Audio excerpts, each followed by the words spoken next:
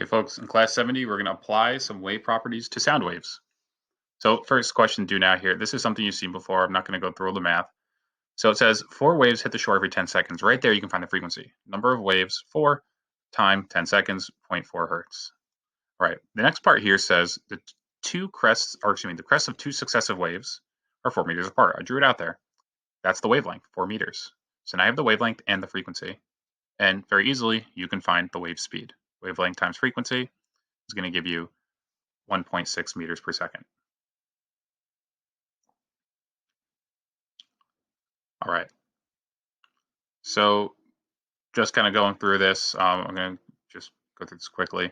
So the tuning fork vibrates back and forth really fast. How fast? Well, a 256 hertz tuning fork vibrates back and forth 256 times each second.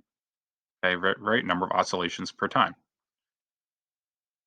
So the tuning fork hitting the air creates high pressure and low pressure, right? Think about it. When it goes one way, it hits the air. When it goes the other way, it moves away from the air. So it creates these areas of high and low pressure. Okay, so it's a pressure wave, really. That's what sound is. It's a pressure wave. These pressure variations travel in all directions, and the pressure oscillations transmit through matter. They are longitudinal and mechanical. They're mechanical because they require a medium to go through. Sound can go through liquid, it can go through solid, it can go through gas, but it needs a medium. It has to go through something.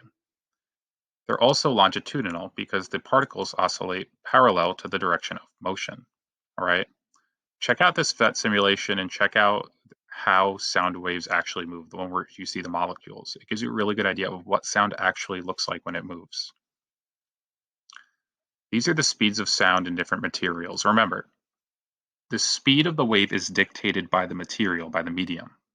Okay, so for example, the speed of sound in air at STP, 0 degrees Celsius, is 331 meters per second. That's always the value we're going to use.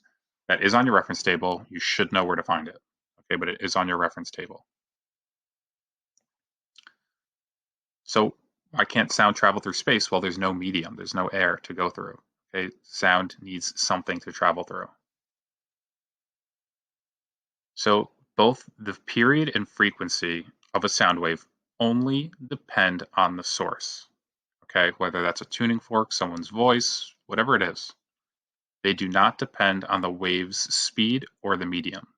So the frequency of a wave is dictated by the source. It is not affected by the medium through which it travels. Okay, that's going to come up as an important point in a minute. So I shouldn't have even given you the speed of sound in this question. You should know where to look it up. But anyway, if I tell you that a sound wave has a frequency of 256 hertz, and I'm asking you for the wavelength, you should know that the speed of sound is 331 meters per second, or at least know where to find that information. And then the frequency is given to you, find the wavelength. So this question is a little bit different, maybe a little bit more challenging. All right, so this one is a two-part question. So an 856 hertz sound wave, so let's jot that down for starters. 855 hertz, moves through an iron rail at a speed of 5,130 meters per second. So the speed of sound through solids is very fast. What is the wavelength of the wave? So V equals F lambda. This is 5130. I'm not going to put the units in to save some space. 855 times lambda. Divide both sides by 855. Lambda comes out to be 6 meters. So the sound wave is now going to move from the iron rail into air. Which characteristic of the sound wave will remain constant? Remember, when you're within a medium, speed remains constant. But when you change mediums, the frequency is going to remain constant. All right? So keep that in mind here. So calculate the new wavelength as it enters air. So the frequency is not going to change. It is still going to be 855 hertz. Okay? Well, how fast is it going to go? Well, it's in air, right? 331 meters per second. And the wavelength is unknown. So V equals F lambda, 331, 855 times lambda, divide both sides by 855, we get 0.39 meters is our wavelength. Okay, and I just kind of wrote it out one more time here.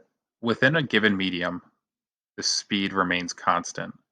But when you travel between mediums, when you go from one medium to a different one, the speed is going to change, but the frequency is going to remain constant. So this is just differentiating pitch and loudness. So pitch is related to frequency. Okay, the highness and the lowness is related to frequency. The amplitude of the wave, that's what dictates how loud something is.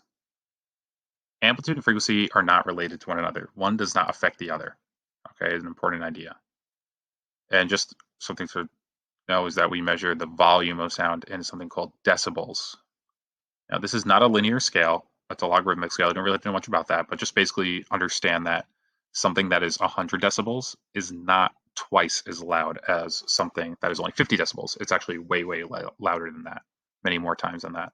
All right. But you don't have to worry about logarithmic scales. Just, be familiar with what a decibel is and what it measures.